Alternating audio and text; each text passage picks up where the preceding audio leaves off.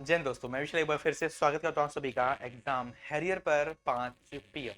कैसे हैं आप लोग? आई होप आप अच्छे होंगे। आज की डेट है 30 अक्टूबर 2024। टाइम हो चुका है 5 PM का। जैसा कि आप लोगों को पता है, दिवाली आ चुकी है और धनतेरस भी लगभग जा चुकी है 29 तारीख को। बहुत सी जगह पर 29 और 30 को धनतेरस मनाई गई, बहुत सी जगह पर 29 को या 30 को मनाई गई, बहुत सी जगह पर आज के दिन यानी कि अभी के टाइम पर छोटी दिवाली जो होती है उसकी तैयारी हो रही है। बहुत सी जगह पर 31 तारीख को बड़ी दिवाली मनाई जाएगी, बहुत से स्थान पर 31 और 1 की दिवाली मनाई जाएगी। जो भी है, 30 तारीख से आज से मैं 4 तारीख तक के लिए आप लोगों के लिए ये एक्स्ट्रा सेशंस ले रहा हूँ, जो मॉर्निंग में सुबह 5 बजे के लिए होंगे और शाम को 5 PM के लिए होंगे। अभी जो सेशन आप मेरे साथ कर रहे हो, Diwali special rapid fire 15 questions की सीरीज होगी, जो सिर्फ और सिर्फ जनरल नॉलेज पर आधारित होगी, जिसमें 50 क्वेश्चंस आप लोग मेरे साथ इन टॉपिक्स से रिलेटेड कवर करोगे। रैपिड फायर सेशन का मतलब है, साल में दिवाली एकमात्र ऐसा त्यौहार है जो आप धूमधाम से मनाते हो और अपने घर पर वापस जाते हो। 4 5 या 10 5 दिन की छुट्टी लेकर अपने मम्मी पापा से मिलने जाते हो, या बहुत से लोग बच्चे ऐसे होते हैं जो अपने घर पर ही रहकर तैयारी करते हैं। उनके लिए भी टाइम बहुत कम मिल पाता है, रिश्तेदार भी आते हैं, दीदी भी आती हैं भैया देश पर, उनको भी टाइम देना पड़ता है, तो आपका टाइम बहुत ज़्यादा खराब हो जाता है। इसीलिए मैं आज से 4 दिन के लिए आप लोगों के लिए, मैं भी घर पे जाऊंगा, तो आप लोगों के लिए आज मैं ये बताना चाहता हूँ कि ये क्लासेस 15 से 20 मिनट की होगी बस।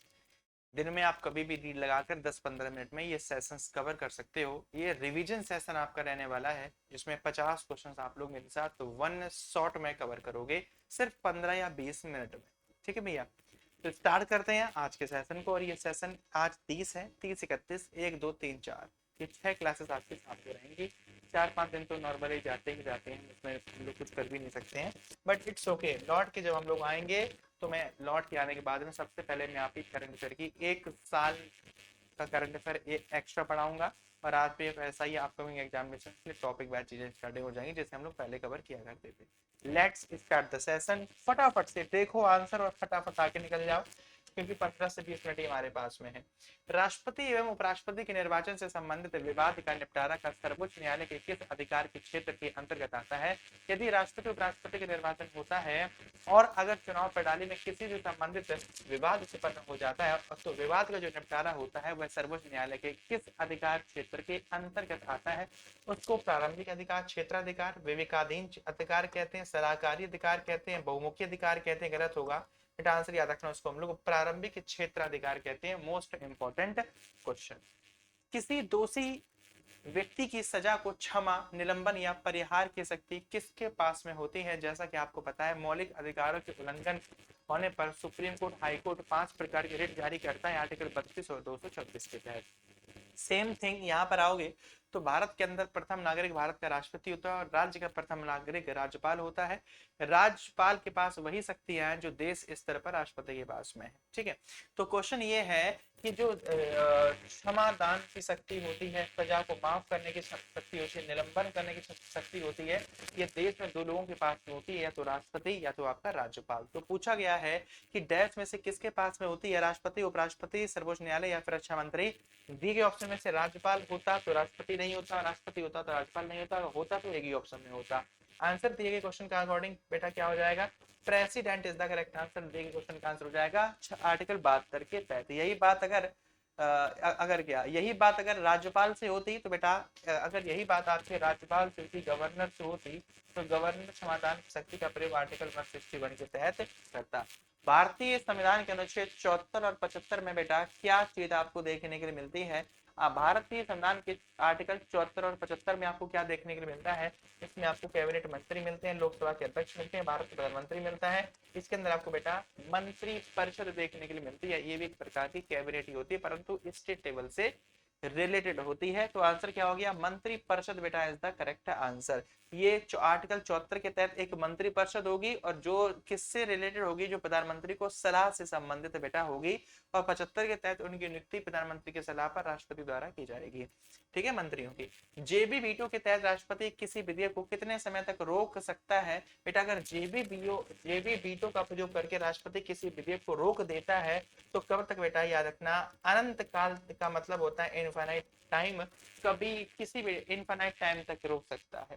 ठीक है, किसी भी समय तक के लिए उसकी मर्जी है वो रोक सकता है।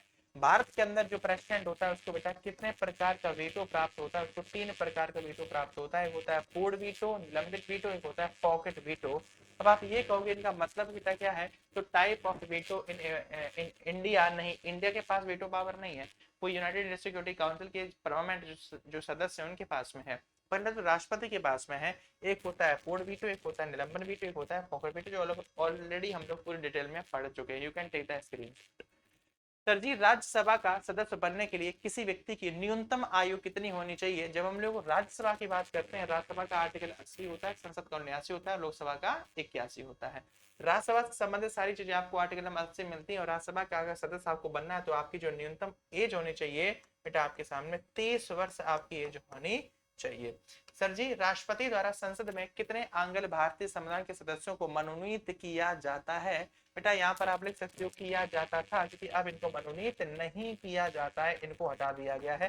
किस संविधान संशोधन के तहत? संविधान संशोधन याद रखना 104वां संविधान संशोधन 2020 हमारे भारत के अंदर पारित किया गया। 2 एंग्लो इंडियन को पूरी तरीके से समाप्त कर दिया गया। कौन सी समिति को प्राक्कलन समिति की जुड़वा बहन कहा जाता है? बेटा प्राक्कलन समिति की जुड़वा बहन को हम लोग लोक लेखा समिति कहते हैं। पेपर में कभी भी आ जाए प्राक्कलन समिति जो होती है उसकी जुड़वा बहन किस समिति को हम लोग कहते हैं? तो आंसर याद रखना, लोक लेखा समिति को हम लोग कहते हैं। निम्नलिखित में से कौन भारत के संचित निधि का संरक्षक है?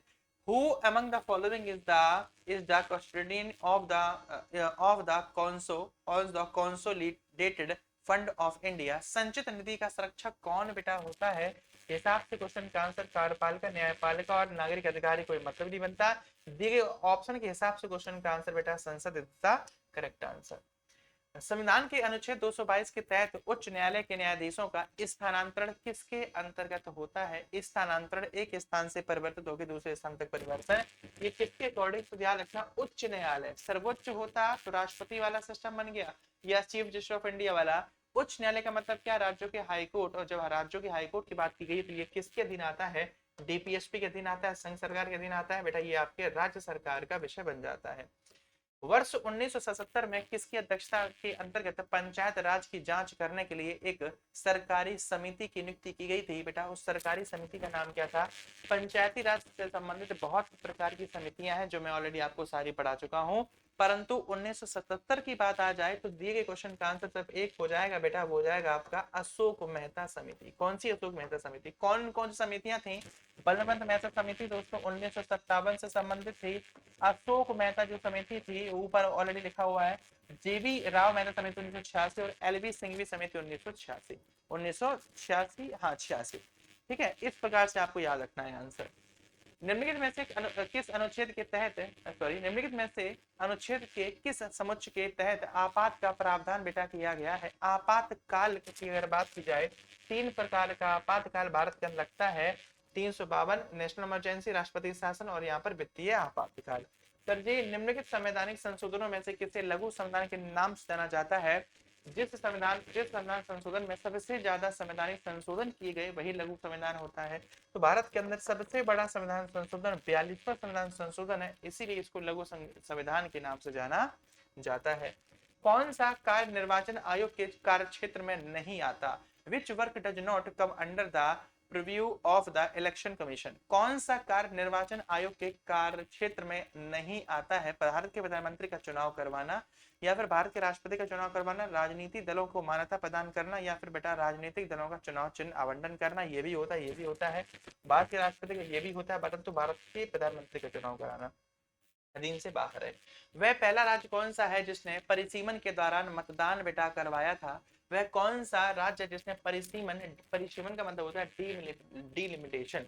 तो आपसे पूछा गया कौन सा राज्य था बेटा, उस राज्य का नाम याद रखना आपका कर्नाटक था। रिसेंटली ये पहला था, रिसेंटली जम्मू कश्मीर। सर जी मंडल आयोग परिसीमन का मतलब तब होता है जैसे आपके यहाँ लोकसभा राज्यसभा से रिलेटेड या विधान परिषद में सीटों की संख्या कितनी है विधान परिषद में, और उन सीटों की संख्या बढ़ती कब है, जब जनसंख्या बढ़ती है तब होता है परिसीमन आयोग। ठीक है। मंडल आयोग किसकी रिपोर्ट से संबंधित था बेटा, मंडल आयोग का संबंध जो था वो अन्य पिछड़े वर्गों से, अनुसूचित जनजातियों से, अल्पसंख्यकों से, अनुसूचित जनजातियों से, ये भी हटा दो, अन्य पिछड़े वर्गों से संबंधित था बेटा आपका मंडल कमीशन। ठीक है, बैकवर्ड क्लासेस से। सर जी अदर बैकवर्ड क्लासेस से रिलेटेड था। ठीक है, तो आपको क्या याद रखना है बेटा, Mandal commission report is related to other backward classes. Next, किस राज्य के अंदर बोडोलैंड प्रादेशिक परिषद एक स्वायत्तशासी निकाय बन गया था बेटा, ये आपके असम से रिलेटेड है। बोडोलैंड ब्रह्मपुत्र नदी के किनारे, और बोडो भाषा वो भी आपके असम से रिलेटेड है। निम्नलिखित में से कौन सी भाषा सामान्यतः दक्षिण भारत में नहीं बोली जाती है, तेलुगु, कोंकणी, मैथिली या फिर आपकी बेटा मलयालम। देखो आपसे पूछा गया दक्षिण भारत में मलयालम बोली जाती है, मैथिली बेटा आपकी नहीं बोली जाती है। कौन सी नहीं बोली जाती है, मैथिली नहीं बोली जाती है। भारत में कम्युनिस्ट पार्टी की स्थापना हुई थी, कब हुई थी, 1925 में ऑप्शन है, अगर मार दो आंसर। 1925 भारत के अंदर कम्युनिस्ट पार्टी की स्थापना की गई थी, बात थी आपकी 26 दिसंबर की। ठीक है, 26 दिसंबर 1925 में कानपुर नगर में। निम्नलिखित में से कौन सी प्रक्रिया द्वारा पृथ्वी की आयु का निर्णय किया जाता है बेटा, पृथ्वी की आयु का निर्णय रेडियोमेट्रिक कहीं पर है, रेडियोमेट्रिक जहां पर भी आंसर करेक्ट हो जाएगा। रेडियोमेट्रिक गणना के तहत हम लोग पृथ्वी की आयु की गणना करते हैं। सर जी क्षुद्र ग्रह जिसको एस्ट्रॉयड इंग्लिश में कहते हैं, क्षुद्र ग्रह सूर्य के चारों ओर कितने बार चक्कर लगाते हैं, सॉरी क्षुद्र ग्रह सूर्य के चारों ओर किनके बीच चक्कर लगाते हैं, मंगल और बृहस्पति दो ही ग्रह के मध्य में लगाते हैं, मार्स और जुपिटर।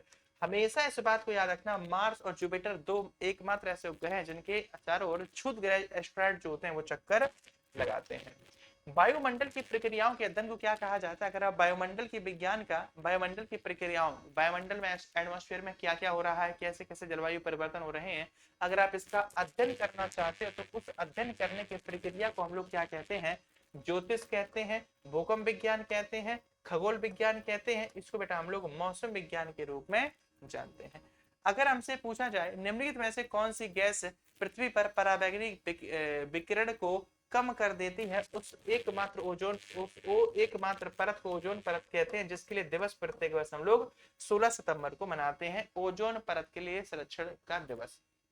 निम्नलिखित वायुमंडल में अधिकतम मात्रा में कौन सी गैस पाई जाती है बेटा, ऐसे क्वेश्चंस मैंने क्या बताया था आपको, सबसे ज्यादा पाई जाती है नाइट्रोजन, डिपेंड करता है ऑप्शन में है या नहीं है, इस ऑप्शन में नाइट्रोजन है तो आंसर आपका क्या हो जाएगा, नाइट्रोजन।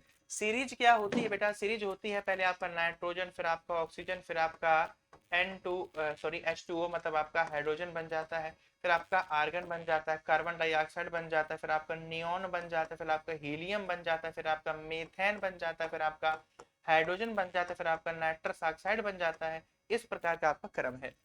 विश्व के सभी भागों में 23 सितंबर को दिन और रात की समान लंबाई को क्या कहा जाता है, इसको हम लोग बेटा शरदकालीन विषुव के नाम से जानते हैं। ठीक है, अगला, निम्न में से कौन सी जोड़ी गलत है, आइसो हाइट आर्द्रता, आइसो बार दाब, आइसो होल सूर्य की रोशनी, आइसो थर्म रिलेटेड टू तापमान। तो बेटा क्वेश्चन कहां से याद रखना, आइसो साइड जो है बेटा वो आर्द्रता से जो लिखा हुआ है ये आपका ऑप्शन जो है वो गलत है। क्यों गलत है, क्योंकि बेटा जो आइसोहाइट होता है ये क्या करता है, समान वर्षा वाले स्थानों को डिनोट करता है, ना कि ये आर्द्रता को डिनोट करता है। ठीक है सर, कौन से बराबर वर्षा वाले स्थानों को जोड़ने वाली रेखाएं दर्शाती हैं बेटा, अभी जस्ट मैंने आपको 1 मिनट पहले बताया, तो आंसर अब क्या कर दोगे, जो वहां पर गलत कर दिया था वो यहाँ पर सही हो जाएगा, तो क्या कर दोगे बेटा आइसोहाइट्स, वहां पर आइसोहाइट्स का मतलब आर्द्रता था लेकिन आर्द्रता ना होकर इसका मतलब होता है दो बराबर वर्षा वाले दो स्थानों को जोड़ने वाली रेखा। समझ गए सर, 49वीं समानांतर रेखा किन दो देशों के मध्य से होकर गुजरती है, तो याद रखना दुनिया का सबसे लंबा सीमा साझा करने वाले दो देश तो अमेरिका और कनाडा, और यही वो देश हैं जो 49वीं समानांतर रेखा इनके बीच में होकर निकलती है। पर्वतों के अध्ययन को क्या कहा जाता है, अगर आप पर्वतों का अध्ययन करना चाहते हो तो उसको आप लोग कहोगे बेटा ऑरोलॉजी, उसको आप ऑरोलॉजी के नाम से जाओगे अगर आप पर्वतों का अध्ययन करते हो तो। ठीक है सर जी, 29 नंबर है, करीबा बांध किस नदी पर स्थित है? Kariba dam is situated on which river? Kariba dam बेटा कहाँ पर स्थित है? करीबा डैम का जो संबंध है वो आपके जाम्बेजी नदी से संबंधित है। किससे है? जाम्बेजी नदी से। निम्न में से कौन सी विश्व की सबसे बड़ी झील है? Which of the following is the largest lake in the world? Lake superior.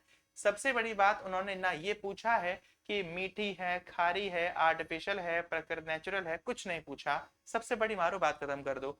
Lake superior है, कैस्पियन सागर है, लेक बैकाल है, या फिर लेक विक्टोरिया है? लेक विक्टोरिया बेटा आपके अफ्रीका में है, जहां से नील नदी निकलकर गिरती है जाकर इजिप्ट से पूछकर आपके भूमध्य सागर में। लेक बैकाल बेटा आपके रशिया के अंदर स्थित है। कैस्पियन सागर होगा या फिर आपका लेक सुपीरियर मीठे पानी से। आंसर याद रखना बेटा आपका कैस्पियन सागर जो क्वेश्चन होगा बिल्कुल सही आंसर बेटा हो जाएगा। ठीक है, अच्छा क्वेश्चन है।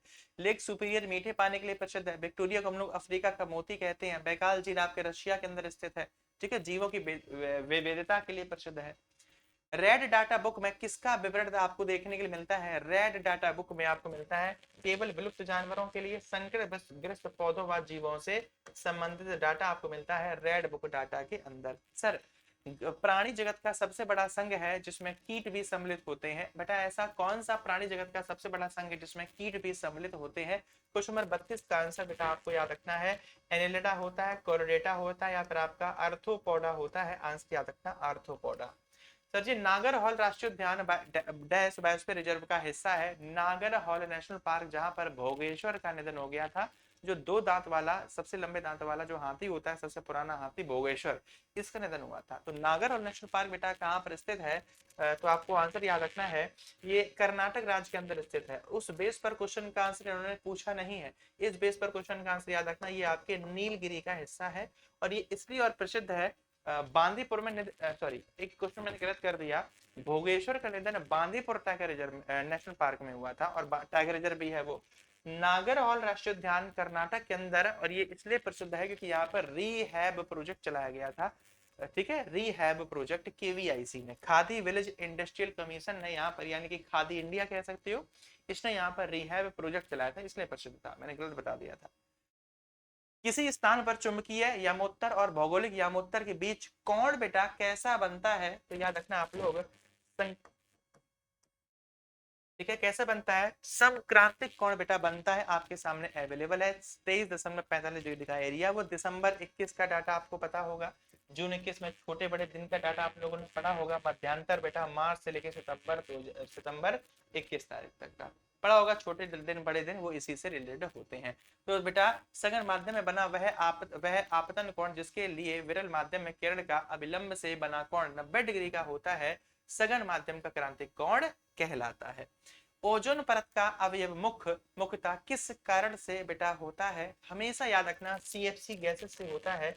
ठीक है, जिनको आप लोग कहते हो क्लोरोफ्लोरोकार्बन। अच्छा है सर जी, वायु की आर्द्रता किस पर निर्भर करती है? वायु की आर्द्रता तापमान, स्थान, मौसम तीनों पर निर्भर करती है, उपयुक्त में से सभी पर। Related to AC।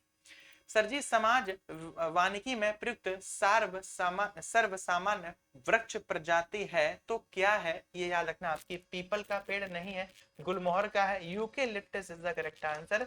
समाज वानिकी में प्रयुक्त सर्वमान्य वृक्ष प्रजाति।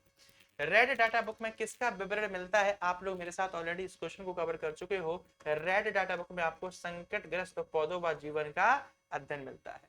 वनों में वृक्ष एवं निश्चित मौसम में आने वाले पत्तों, अरे डैश, वनों में वृक्ष एक निश्चित मौसम में आने अपने पत्तों को त्याग देते हैं। ऐसा कौन सा वन होता है जहां पर जो वृक्ष होते हैं एक निश्चित मौसम होता है, जैसे मान लो अक्टूबर का टाइम आ गया, अब ये सारे के सारे पेड़ अपने पत्तों को गिरा देंगे। ऐसे कौन से वन होते हैं? उन वनों को सदाबहार वन कहा जाता है? नहीं बेटा, सदाबहार वन तो हमेशा सदा के लिए होते हैं। ग्रान वन कहते हैं? नहीं बेटा, याद रखना पर्णपाती वन जो होगा बहुत अच्छा आंसर होगा। पेपर में बहुत बार पूछता है भारत के अंदर पर्णपाती वनों से संबंधित क्षेत्र कौन सा है। होप सो कि आप लोगों ने मेरे साथ ये क्वेश्चन बहुत डिटेल में पढ़ा होगा, बहुत ज्यादा डिटेल में, अगर आप रेगुलर रहे होंगे तो। अगला है बेटा विश्व वन्यजीव निधि का शिलान्यास किस वर्ष बेटा किया गया था? विश्व वन्यजीव विधि का जो शिलान्यास है ये आपके 161 में किया गया था। कब किया गया था? 1961 में। सर जी नागर और राष्ट्रीय उद्यान डैश, ये तो हो चुका है क्वेश्चन आपका बेटा, हमने मारा था नीलगिरी। बांधवगढ़, कुछ क्वेश्चन इक्का दुक्का रिपीटेड है। बांधवगढ़ राष्ट्रीय उद्यान कहाँ पर स्थित है? बहुत ज्यादा फेमस है बेटा, नाइट बबल सफारी के लिए फेमस, मध्य प्रदेश के अंदर स्थित है। सर जी हमसे पूछा जाए, ये मध्य प्रदेश के अंदर पूरा डाटा है आपके, नहीं ये भारत का है लेकिन ये मध्य प्रदेश का डाटा है बीच में। Total national park in India 107। निम्नलिखित में से कौन सा पर्यावरण का एक अजैव घटक है? पर्यावरण का एक अजैव घटक दिए गए ऑप्शन में से बेटा कौन सा है? हरे पौधे, गैर हरे पौधे, पानी या परजीवी? गैर अजैव तो पानी हो गया ना, फिर तो परजीवी हटा दो, पौधे पौधे हटा दो, कोई मतलब ही नहीं बनता। पानी is the correct answer, water. संसार का सबसे बड़ा महासागर जो है बेटा वो कौन सा है? संसार का सबसे बड़ा महासागर हर बच्चा जानता है, पैसिफिक ओशन, प्रशांत महासागर।